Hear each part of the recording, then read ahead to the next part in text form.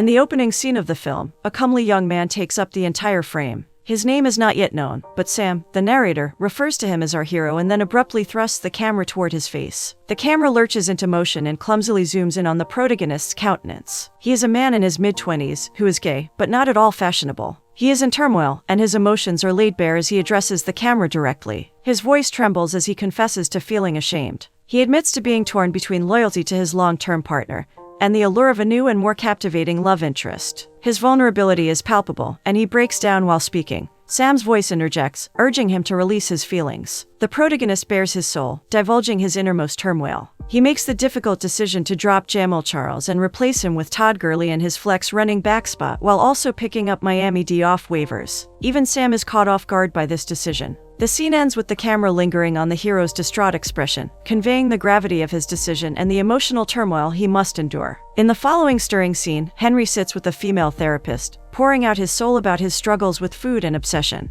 Julianne Moore, the therapist, listens with rapt attention as Henry lays bare the depths of his inner troubles. As Henry bares his soul, Sam's voiceover provides a running commentary on the proceedings. Though initially skeptical about Henry's heroism, Sam gradually comes to realize that it is Julianne who is the true hero here. Exiting the building onto the busy street outside, Julianne steps into the fray, attempting to hail a cab. Sam's voiceover continues, pointing out the imperfections of heroes, including their occasional smoking habits. But tragedy strikes suddenly and without warning. As Julianne ventures further into the street, she is struck down by a bus, sending bystanders into a frenzy of panic and chaos. People try to help, but the horror of the situation overwhelms them. Amid the chaos, Sam Jackson, watching from the sidelines, is suddenly filled with a sense of despair and frustration. Unable to bear the weight of the tragedy unfolding before his eyes, he leaves the frame. Next, the scene unveils a digital screen ablaze with words, typed in the format of a play. The real star of our tale, Will, the protagonist, sits in quiet contemplation, typing his unusual screenplay. His gaze glides upwards towards the clock, and with a decisive click, he shuts his computer and strides towards the counter. There, he is greeted by a beaming barista, her cheerful demeanor a stark contrast to his somber mood. She inquires about his name and order, to which he requests a double espresso in a large cup, enunciating the spelling of his name with care, a double L as she turns away, with confusion painted on her face, Will mutters a curse under his breath. Without warning, Will erupts in song, his voice ringing out like a siren call, capturing the attention of every person in the coffee shop.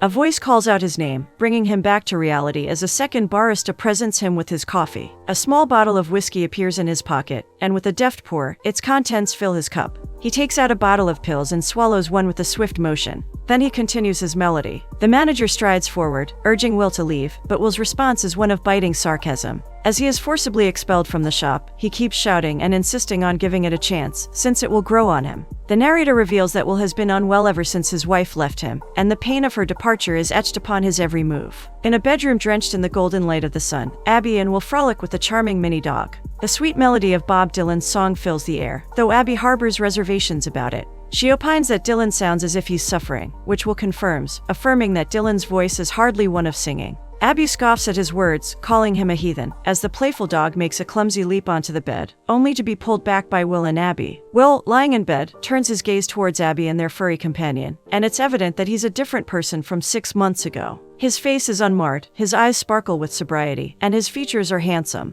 The narrator suggests that Will's love for Abby is all-consuming. Abby takes the dog from Will's embrace and urges him to listen to the next Dylan track for 30 seconds, telling him to acknowledge that Dylan is a poet. Will grumbles, protesting that Abby has been playing Dylan non-stop for a month. However, Abby persists, arguing that Dylan's latest album is his comeback, having won 3 Grammys for it. She entreats Will to listen intently to the upcoming song and appreciate Dylan's poetic prowess. As his gaze alights upon Abby, a fervent, all-encompassing adoration surges forth from the depths of his soul. He agrees with a gentle nod as Abby, radiant with joy, draws near to bestow a tender kiss upon his lips, her cherished pet nestled snugly in her arms. Will cannot help but be entranced, utterly bewitched by the beguiling allure that she possesses. His every thought is consumed by her, and his heart is held captive in the throes of her alluring charms. Soon, they playfully grapple, but Abby reminds him to be gentle so as not to crush their furry companion. Abby then rises to her feet, revealing her advanced pregnancy. Will notices and calls out to her, yet Abby has already turned, her cascading locks masking her face as she radiates with a luminous glow. Will tries once more, calling out to her as she strolls away,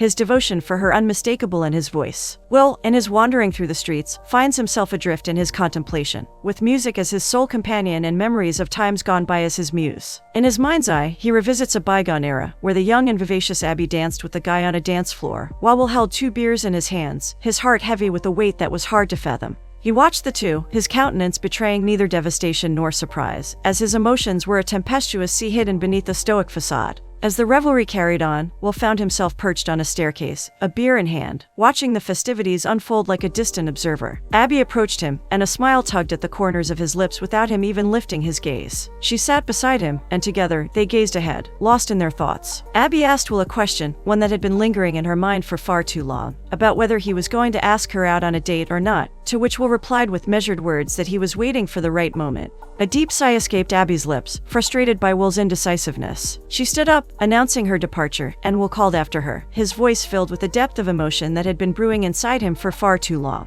He confessed that when he finally asked her out, it would be the defining moment of his life, one that would irrevocably change the course of his being. Will was adamant that once he fell for Abby, he would love her with such ardor and passion that it would consume him whole, rendering him incapable of thinking straight for years to come. He wished to make sure that he got it right, for when he finally asked her out, there would be no turning back, no looking back. Abby was taken aback by the intensity of Will's emotions, but her heart danced with joy, knowing that she was loved with such ferocity. Next, the present finds Will sitting before his therapist, his mind awash with the memories of his past. He hears her voice, but her words are but a distant hum as he takes a journey through the labyrinth of his thoughts. Dr. Morris gently inquires about his well-being. Will stares ahead for a moment before looking up, a bit astonished. He confesses to Dr. Morris that he attempted to indulge in carnal pleasures the other day with Abby in mind, but alas, he failed to satisfy his desires. In a flashback, a young Will and Abby lie together in bed. He runs his fingers over her back, committing every curve and angle to memory. Returning to the present, Will confesses to Dr. Morris that Abby departed 6 months ago today. The therapist acknowledges that Will has been in a facility for almost the entire duration, and inquires about how he is coping with being back in the world again. Will responds by saying that he wrote 5 pages of a screenplay, but it was terrible. Abby and he had often spoken about writing a script together. Dr. Morris probes further and asks how Will is feeling. Will responds with the usual same state. Dr. Morris points out that Will repeatedly utters this phrase, and Will acknowledges that he means it every time. The therapist then inquires whether Will has been in contact with Abby since his release. In another flashback, a bleary-eyed Will pleads with Abby at an Italian restaurant, imploring her to return to him. She refuses, stands, and leaves, tears in her eyes, while Will pours out his heart. The present-day Will is clearly in a state of despair, haunted by memories of his failed relationship, and his struggles to acclimate to life outside the institution. The use of flashbacks serves to highlight the stark contrast between Will's past and present selves and accentuate the weight of his current circumstances. Dr. Morris seeks an account from Will regarding his visit to his parents, as they had agreed upon. However, Will's countenance betrays a certain reluctance to comply. The therapist, concerned for her patient's progress, asks him gently to take action,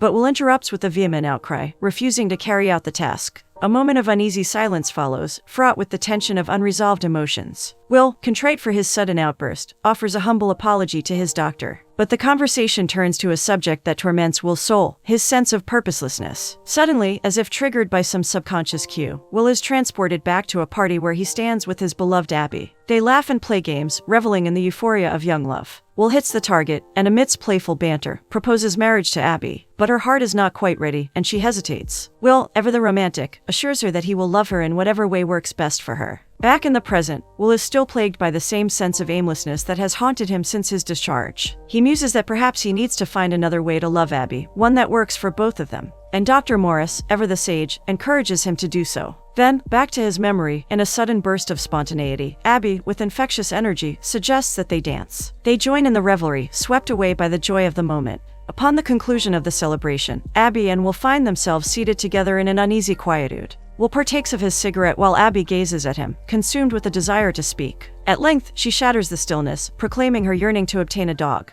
Will gives his consent, and Abby discloses that, though she seeks to have children eventually, it will not be for some time. She expresses her melancholy, born of her parents' untimely passing, and fears it may hinder her capacity for motherhood. Will challenges her misgivings and affirms his confidence in her maternal abilities. Abby then emphasizes her desire for a dog companion, a thing of great importance to her. Will readily states his complete agreement. In a joke, Abby quips that she should wed him, and Will, with a grin, acquiesced. Tenderly, he returns to her teddy bear, presents it to her, and proposes a meeting with his parents. With giggles of amusement, Abby accepts his invitation. Subsequently, Abby and Will make their way to the dwelling of Will's parents, Erwin and Linda. They extend a boisterous welcome to their guests, with Linda expressing admiration for Abby's appearance. In a light-hearted jest, Abby jokes about being flatulent, which Will corroborates, leading Erwin to postulate that she may be pregnant. Turning to Linda, Abby jocularly inquires if she has prepared meatloaf, which Linda confirms, eliciting a sense of relief in Abby, who eagerly anticipates consuming it. Meanwhile, Linda trails after her into the kitchen, offering playful taunts, while Will and his father exchange a shrug and a knowing look before trailing in their wake. Shortly after, we find ourselves amid a cozy dinner scene, where the four of them are gathered around the dining table. Abby, with a gleeful expression, is savoring the meatloaf while Will, with a smile on his face, gazes at her fondly. His attention then turns to the adjacent living room, which has been transformed into a shrine, a playground for his unborn child, complete with a crib, playthings, and all the essential baby items. Will, in his paternal contemplation, whispers to his mother, Linda, that the child will not be living with them. Linda, with a heavy heart, admits that she got carried away with the preparations. Erwin, Will's father, complains about the daily breakdown of boxes of baby stuff. Linda, brimming with excitement at the prospect of becoming a grandmother, utters words that surprise and shock the others at the table. She proclaims that she is delighted that Abby's parents are dead. Will, with a sudden burst of emotion, exclaims with bewilderment at his mother's statement, while Abby seems to comprehend what Linda is trying to convey. Linda, with an air of nonchalance, clarifies that all she ever wanted was for Will to marry a woman with deceased parents, so that she wouldn't have to share her grandchildren with anyone else. Will, mortified by his mother's words, hangs his head in shame. But Linda persists, insisting that Abby understands her intention. As Linda continues her conversation with Abby about a book she sent her, Will's gaze drifts to the living room. His thoughts dwell on the tragedy that befell Abby's parents, who died in a car accident when she was a child. In a moment of vulnerability, Will confesses to the doctor that Abby was in the car during a traumatic incident in his past. Dr. Morris's reaction to this news is peculiar, and Will cannot help but notice the discomfort that settles between them. The doctor, attempting to understand Will's situation better, asks him to elaborate on Abby's story. With a deep breath, Will begins to recount a flashback from 1985, when Abby was born. In his narrative, Abby's parents welcomed her into the world, with her father cheering on her mother. As Abby entered the world, she sat silently for the first 5 minutes, observing the world around her with a pearl of unspoken wisdom. Her parents believed that there was nothing wrong with her, that she merely had nothing to say just yet. Returning to the present day, Will clarifies that he never had a direct relationship with anyone involved in Abby's life, except for Abby herself. Abby's parents had passed away before he met her. As their session progresses, Dr. Morris tries to move the conversation forward, delving deeper into Will's past and Abby's life. Despite the tension that had arisen earlier, the scene ends with the two of them still engaged in therapy, and a glimmer of hope for Will's future. Next, the sequence depicts 5-year-old Abby dancing in the living room as her parents, Jack and Elizabeth, look on with delight. Their countenances display a warm affection, as they bask in the radiance of their daughter's innocent joy. Will narrates, expounding that Abby's early days were replete with love from her doting parents. Both were elementary school teachers who chanced upon one another at work and kindled a romance. As the scene transitions into a flashback, we behold Elizabeth partaking of a sandwich in the teacher's lounge when Jack draws near and requests permission to sit beside her. Elizabeth attempts to speak, but her mouth is brimming with food, resulting in an outburst of mirthful laughter. Will interjects, asserting that this is a typical meet-cute moment that forever altered the course of his life. Will proceeds to reflect on how a seemingly trivial incident wielded an immense influence on Abby's life. Without the union of Abby's parents, they would not have exchanged vows, nor would they have conceived Abby. Will exhibits a montage of Abby's growth as she develops a fervor for dancing, soccer, horses, and, above all, Christmas. However, the euphoria is ephemeral, as tragedy strikes when Abby's parents meet with a fatal accident that snuffs out their lives in an instant.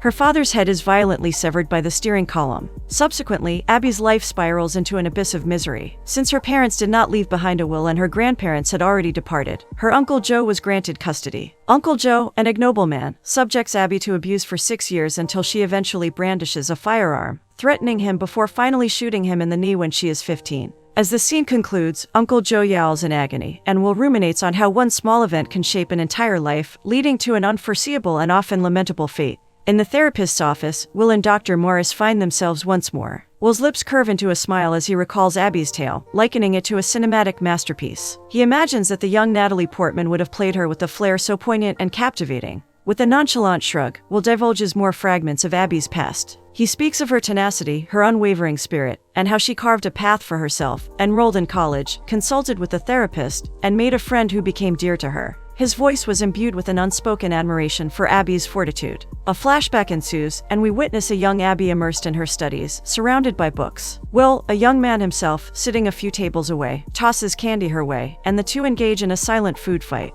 As the scene unfolds, Will and Dr. Morris stand in the background, looking at the scene with fondness. Will marvels at his younger self, unaware and carefree, as Abby's infectious smile brightens the room. Exiting the library, Will and Dr. Morris traverse the campus, reliving Abby's college days and passing through scenes of her life. We see Abby on the soccer field, engrossed in a book under the warmth of the sun, locked in a passionate embrace with Will. Will narrates how Abby blossomed during her college years, becoming a prominent figure and graduating at the top of her class with an English literature degree. Abruptly, the scene shifts, and we find ourselves at a frat party. Will, held upside down by three boys, eagerly awaits his turn to chug from a keg. Young Abby dashes over, exclaiming that he is an unreliable narrator, a topic that forms the thesis of her dissertation. She argues that any narrator is flawed, for there is always a gap between the actual story and its telling. She posits that life is the only reliable narrator, yet it also misleads and deceives us. Her words resonate with Will, and at that moment, he falls deeper in love with her. As she races off, leaving him hanging upside down, Will realizes that he wants to be with her, and the memory lingers with him to this day. In this present moment, Will cannot contain the overflow of tears that drip down his cheeks as he recounts the memories of that day. Dr. Morris, with an unwavering gaze, listens intently to his every word, offering comfort and support.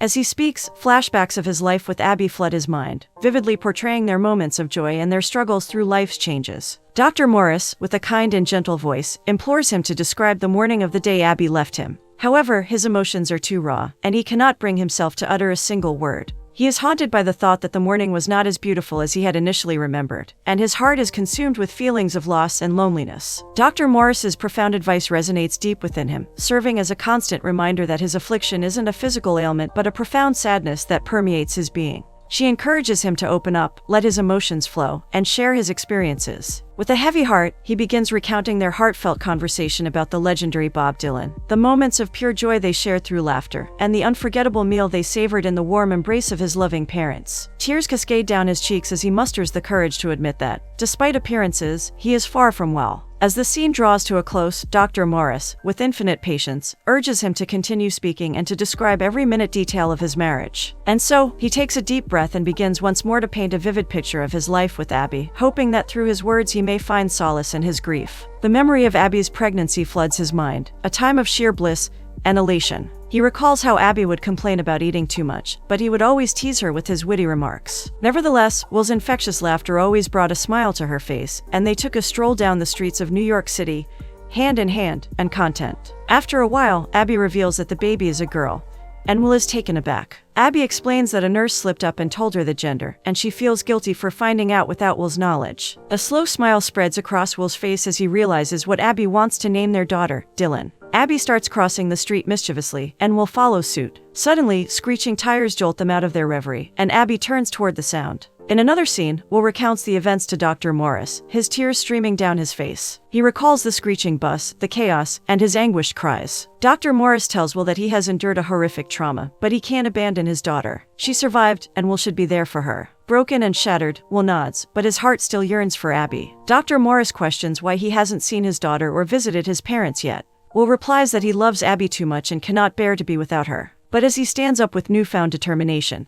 he apologizes to Dr. Morris and asks her to close her eyes. Then, Will reaches into his bag, pulls out his gun, and fires. Dr. Morris screams and runs out of the door, terrified. In the next scene, we bear witness to the poignant presence of young Dylan, a mere 6 years old yet possessing a preternatural wisdom beyond her tender years. Her father, alas, had already given up on his life, leaving her alone. We find Dylan standing alongside her grandmother's grave. A moment of deep sorrow grips the air. Gently, Dylan takes her grandfather's hand, offering him comfort as best she knows how. Her young life had already known the sting of loss. Her dog had departed when she was just 7 years old. As the night draws near, she sits, brooding, gazing at a photograph of her parents, Will and Abby, from happier times. A knock on the door interrupts, and Erwin enters. He inquires how Dylan is feeling, and she responds with a barely perceptible shrug. Yet, as they converse, Dylan opens up to her grandfather, sharing with him the most intimate and raw emotions that were churning within her soul. She aches for a sense of stability and happiness, and yet she fears that calamity will continue to stalk her steps. The burden of previous tragedies weighs heavy on her mind,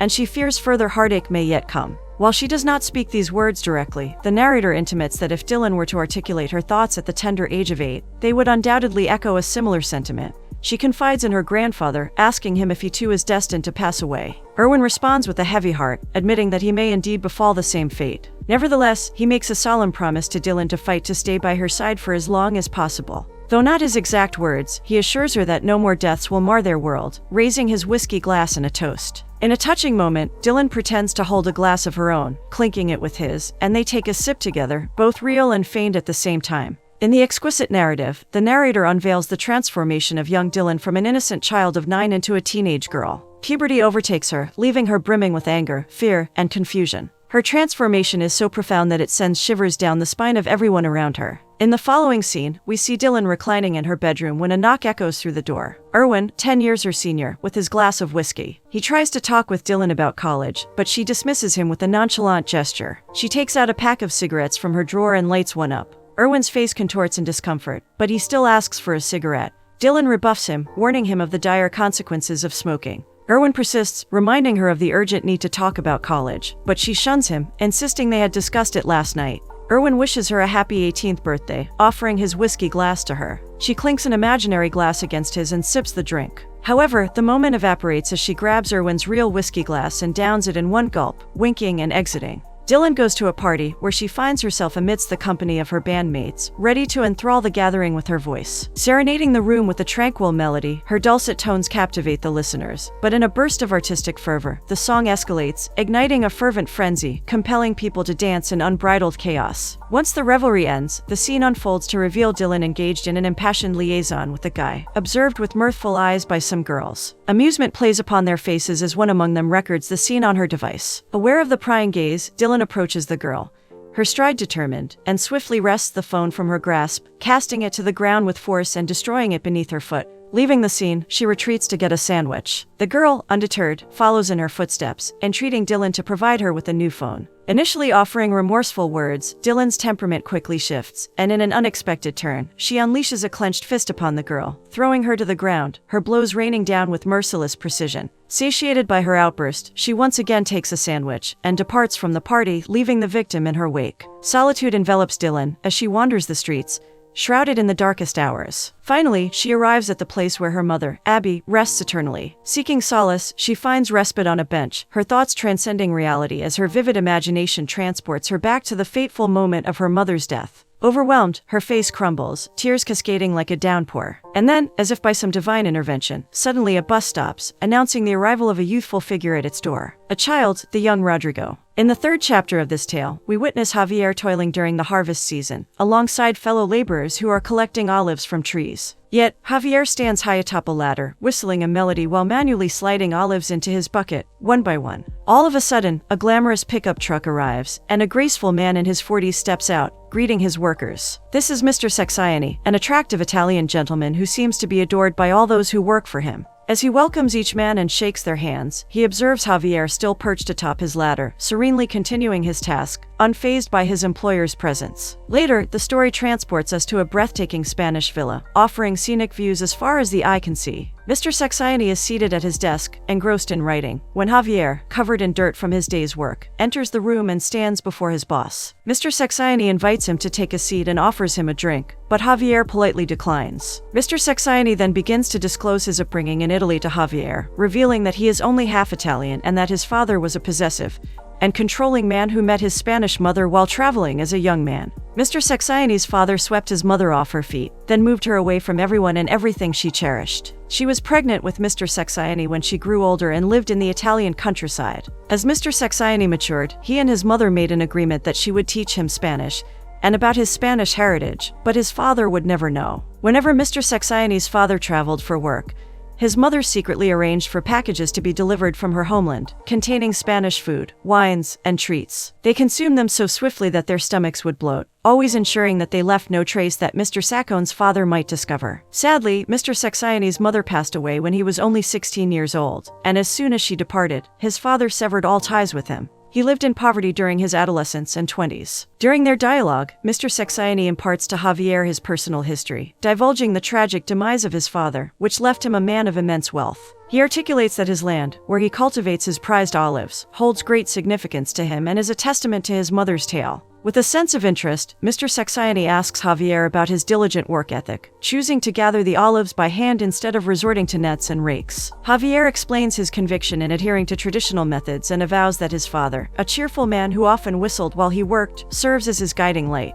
Mr. Sexaini endeavors to establish a more personal connection with Javier, seeking to know whether he has a family and alluding to the admiration that other laborers hold for him. Yet, Javier remains careful, declining Mr. Sexaini's friendly advances and maintaining that he would fall short of being an ideal friend. Mr. Sexaini asks him further, wondering why Javier remains unmoved by his history. The latter simply asserts that he would never have accepted his father's wealth. An air of solemnity hangs between the two men before Mr. Sexaini presents Javier with an alluring proposition to stay on his property, overseeing the workers with free accommodation and a salary increase. Javier accepts the offer on the condition that his melodious whistling and effusive nature are reserved solely for himself and his fellow workers, not for Mr. Sexaini's benefit. In exchange, he vows to be a diligent guardian of the land, treating it with the same care and passion as if it were his own. Mr. Sexaini ponders over the proposition. A world away, Abby Dempsey concludes the initial draft of her academic dissertation. In the following wondrous scene, we witness the reunion of Will and Abby, who are lost in the delight of each other's company. Abby reads her paper, with Will gazing upon her with admiration as she speaks of the elusive nature of life, a fickle narrator that leads us on an unpredictable journey. Despite Abby's insecurities, Will urges her to read on, his eyes fixed intently on her as she expresses her philosophical thoughts. As Abby continues reading, she delves deeper into the intricacies of storytelling, stating that heroes and villains are mere extras filling the frame, while the true heroes are those who exist beyond the margins. With an embarrassed grin, Abby finishes her paper, her words hanging in the air as she looks up at Will, who is in awe of her intellectual prowess. They share a profound silence, and then Will declares Abby's genius, which she humbly accepts, and they begin to playfully flirt.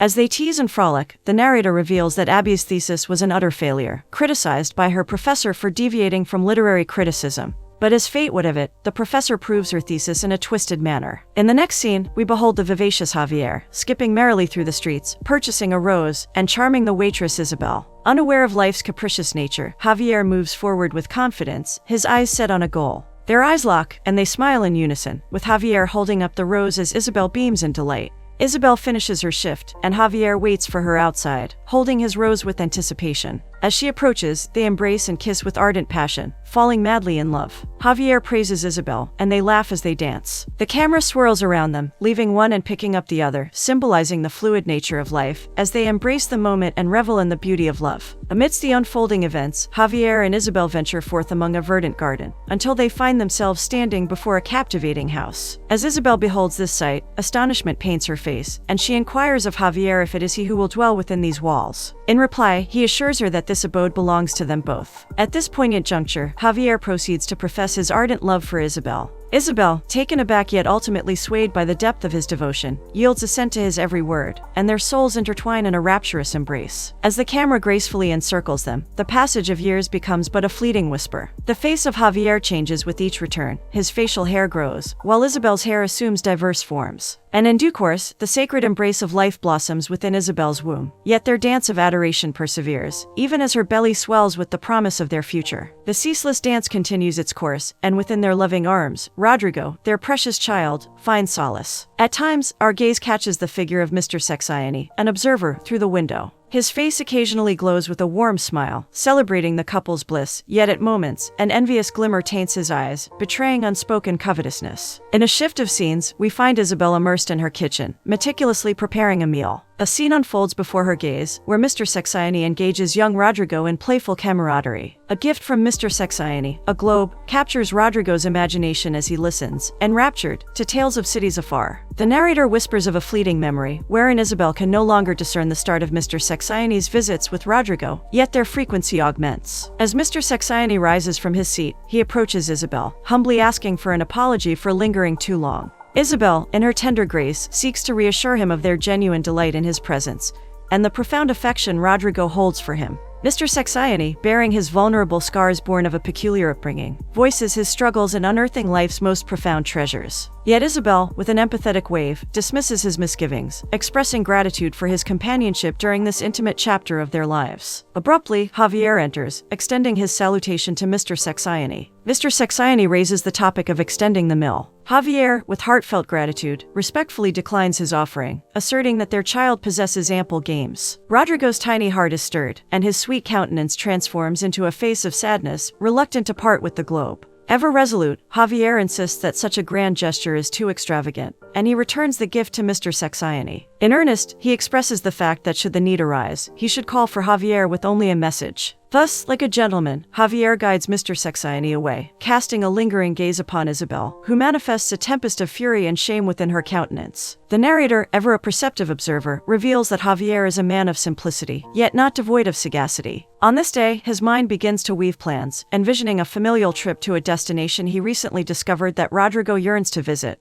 The seed of an idea takes root within Javier's heart, flourishing with the promise of an unforgettable journey. In a series of fleeting moments, the Gonzalez family embarks upon their trip to the heart of New York City, delving into the streets alongside their child, Rodrigo. Amidst the reverberating journey aboard a city bus, Javier finds himself in a fervent pursuit to retrieve his child, moving him away from the bus's front amid misfortune. The narrator's voice narrates the accident, recounting an ill-fated sequence involving an expectant mother, a mournful gentleman, and onlookers gripped by an enigmatic horror. This ephemeral footage will forever leave its mark upon young Rodrigo's psyche, becoming an indelible ghost that will pervade his thoughts for years to come. In the subsequent scene, Rodrigo is uncomfortable in his bed, his nightly sleep ruptured by screams that break the silence. Isabel endeavors to alleviate his distress, while Javier observes from the edge of the room, his heart heavy. The ensuing sequences show Rodrigo getting angry at the table, which makes his parents fight with each other. This creates more arguments and tension between them. Their troubled child's problems slowly destroy their close relationship, and they end up staying in their bedroom, feeling weighed down by the sound of Rodrigo crying at night in the room next to theirs. It's become a sad and unwelcome routine for them. Isabel, infused by mounting concern, talks to Javier, unveiling her concerns regarding Rodrigo's still recovery and the debilitating struggle to address his trauma. Javier reluctantly agrees, understanding how serious and crucial this particular moment is. But he still holds on to a glimmer of hope, believing that their child will eventually overcome their troubling experiences and find healing over time. However, Isabel suggests that they seek specialized help in Madrid, emphasizing the harsh reality that their son is suffering greatly and needs their constant support. Javier is deeply moved by her request and has a profound realization. He understands that even though they may not have a lot of money, their son's health and happiness are of paramount importance. In the ensuing scene, Mr. Saxiony is sitting on his desk when Javier enters, the bearer of profound wisdom. He says that having a lot of money doesn't guarantee real happiness, but he believes that good health can be exchanged for something valuable. Mr. Saxiony, a man of munificence, has spared no expense in the endeavor to aid young Rodrigo Gonzalez, a hapless victim of lingering childhood traumas. The scene changes, transporting us to the intimate room of a therapist, who converses with Mr. Saxiony, Isabel, and Javier regarding Rodrigo's heartrending diagnosis of his early childhood trauma. The knowledgeable counselor explains the solution that lies ahead, but warns everyone that it will take a lot of time and effort from Rodrigo. He needs to carefully put together a clear picture of his struggles, which will eventually help him gain control over his strong emotions. In a subsequent scene, we witness Mr. Saxiony giving Rodrigo a precious bird. They play and frolic together, showing a strong friendship, while the resplendent presence of Isabel graces their shared moments. From afar, Javier assumes the role of a silent father, grappling with an unsettling realization. He has unwittingly let someone complicated and unexpected enter their lives. Days come and go, and destiny calls them to me. Saxiony's simple country home. There, in the peacefulness of the rural surroundings, Javier, consumed by inner conflict, confronts him about his feelings for Isabel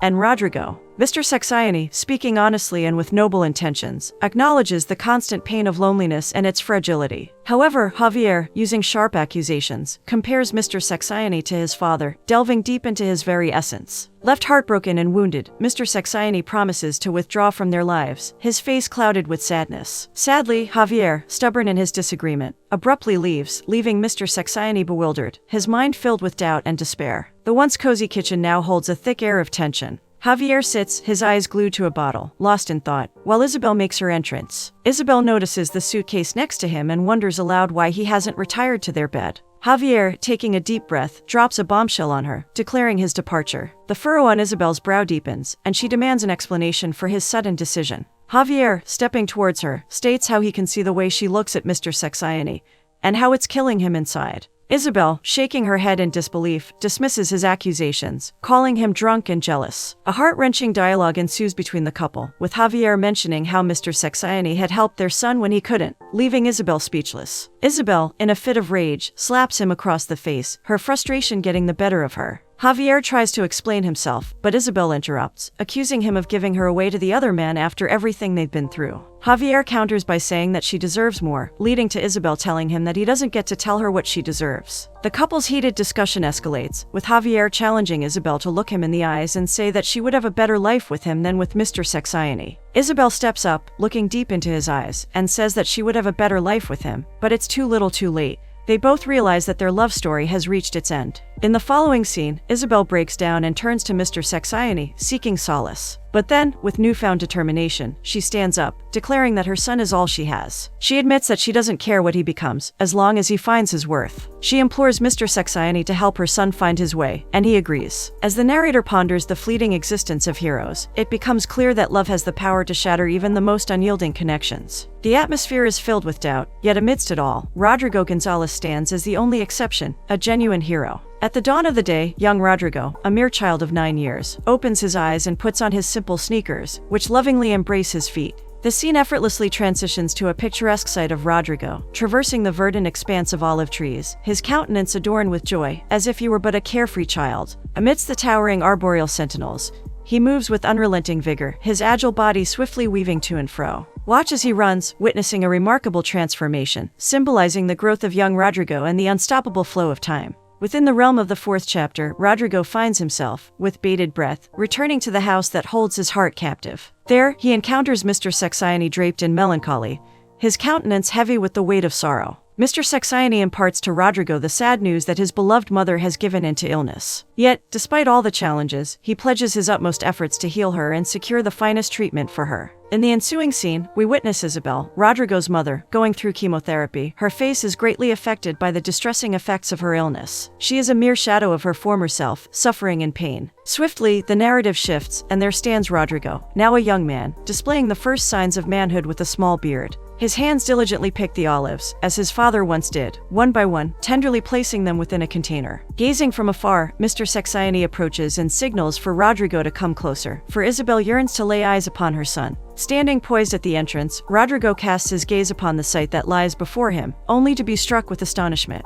Isabel, ravaged by the relentless grip of cancer, stands as a ghost, lacking her once flowing hair and barely recognizable. Her weak hand gestures for Rodrigo to draw near, and he, with unwavering obedience, complies. In hushed tones, Isabel reveals to Rodrigo the grievous truth of 2 long years past, marred by the absence of recovery. Yet, with unwavering conviction, she assures Rodrigo that patience and survival alone are enough, providing him solace in this tumultuous storm. In the following sequence, Isabel absolves Rodrigo of his dutiful obligations, and at that moment, the weight of the world descends upon his fragile shoulders. Overwhelmed by emotions that surge forth like a tempestuous sea, tears stream down his face. For in his mother's words, he discovers an undeniable truth, a truth that pierces his very soul. The hour has arrived for Rodrigo Gonzalez to embark upon the journey of his existence. Henceforth, the narrative unfurls upon the halls of New York University, with Rodrigo's entrance into adulthood at the tender age of 21. With resolute determination, he excels in every endeavor. The screen bursts forth with scenes that depict Rodrigo's numerous triumphs, his mastery of 2 athletic sports, the captivating eloquence with which he delivers his presentations, and his unassailable position atop the academic ranks. Amidst his accomplishments, Rodrigo is also seen basking in the euphoria of companionship, his laughter intertwining with that of an alluring girl. They engage in playful banter. The voice of the narrator resounds, telling tales of Rodrigo's involvement with Shari,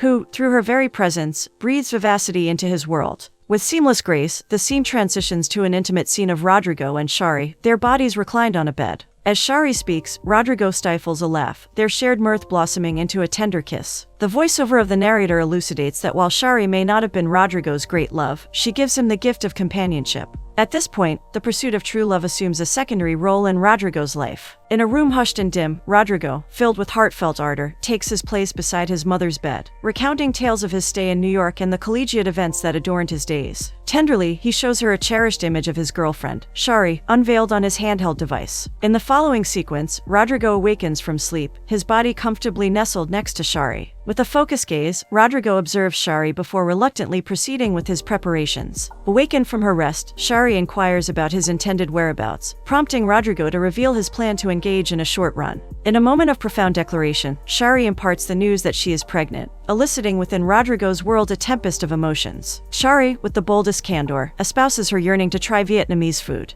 Yet Rodrigo, gripped by an overpowering confusion, remains cut off from speech, held captive by the number of thoughts that surge within. On the streets, as Rodrigo and Shari navigate their way amidst the ceaseless urban clamor, a taxi hurtles forward, threatening to hit Shari. Swift as a dart, Rodrigo, fueled by his old, terrifying memory, snatches her from imminent peril. Startled, his senses awash with shock, he is transported to the echoes of a bygone misfortune etched within his young years. The subsequent act reveals Shari, partaking in a meal of noodles. In a moment of revelation, Shari unveils the truth, laying bare her story in the guise of an April Fool's joke. Rodrigo, enveloped in a shroud of confusion, confesses his ignorance of the occasion, and he takes the decision to break up with her. In the next scene, Javier and Mr. Sexayani are locked in a fateful encounter. Mr. Sexayani assures Javier that he will withdraw from their family's midst, recognizing that Javier's son does not need his presence any longer. He emphasizes the fact that they are Javier's family, not his own. However, Javier dissents and holds fast to the belief that his son would be better off under Mr. Sexayani's care. With a heavy heart, Javier concedes his inability to provide an equal measure of nurturing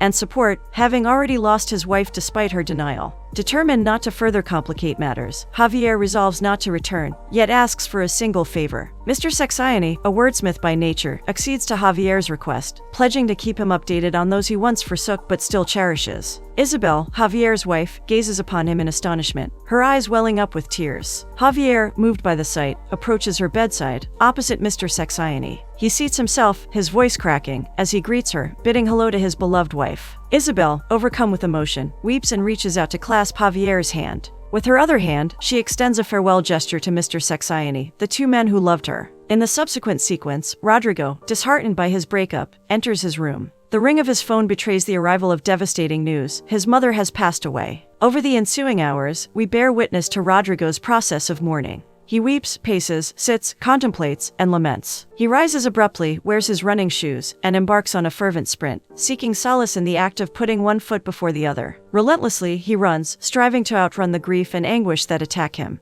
Eventually, Rodrigo halts in his tracks, his gaze fixated upon something, or rather, someone. He addresses the figure, asking if they are well. It is Dylan, positioned where her mother drew her final breath at the street corner. Turning towards Rodrigo, she salutes him, and in that exchange, a smile is shared. The narrator, in solemn contemplation of this moment, declares it to be the day when Rodrigo and Dylan, the narrator's mother, officially crossed paths, the most significant day in their existence. In the ensuing scene, Alina, the alluring child of Rodrigo and Dylan, graces the stage, reciting from a book. Alina reveals that Rodrigo and Dylan, his unwavering partner, spent not a single night apart throughout the ensuing 42 years. 4 children and 7 grandchildren were born, giving rise to a love story that should endure through the ages. As Alina carries on with her recitation, she touches upon her grandmother, Abby, and her ill-failed college thesis, which argues that life itself stands as an unreliable narrator. Amidst the challenges of pinpointing heroes within her own family's story, Alina concedes that her parents have always made it effortless for her. The tale shifts back to Isabel, now bedridden and bidding farewell to her 21-year-old son, Rodrigo, as he departs for New York University. Isabel imparts her wisdom to Rodrigo, acknowledging the trials he has endured and will continue to face in life. She underscores that life has the power to bring individuals to their knees, pushing them to their lowest. Yet, if they summon the strength to rise and forge ahead, love should always find them. Isabel expresses her love for Rodrigo, assuring him that her story should persist even in her absence. She assures Rodrigo that he personifies her story, his father's story. Overwhelmed by emotion, Rodrigo succumbs to tears. Returning to the present, Alina persists in her narration, reflecting on the surprises that life has in store for her. She reminds herself that she embodies the essence of her father's father, her mother, and her mother's mother. She is the living embodiment of their collective narrative, just as they are a part of hers. Alina acknowledges that it may be alluring to dwell upon the tragedies that shape their lives and the moments that bring them to their knees. But they must also bear in mind that should they rise and push their story a little further, happiness awaits them. The film depicts blissful scenes from Elena's childhood, showcasing the love between Abby and Will and the resplendent lives led by Javier, Isabel, and Mr. Saxioni before the arrival of tragedy. And thus, the tale achieves what it seldom does. It offers a reminder that life is a complicated journey, encompassing both beauty and pain. It underscores the imperative of embracing life's changeable nature while finding solace and fortitude in the relationships and experiences that shape our existence.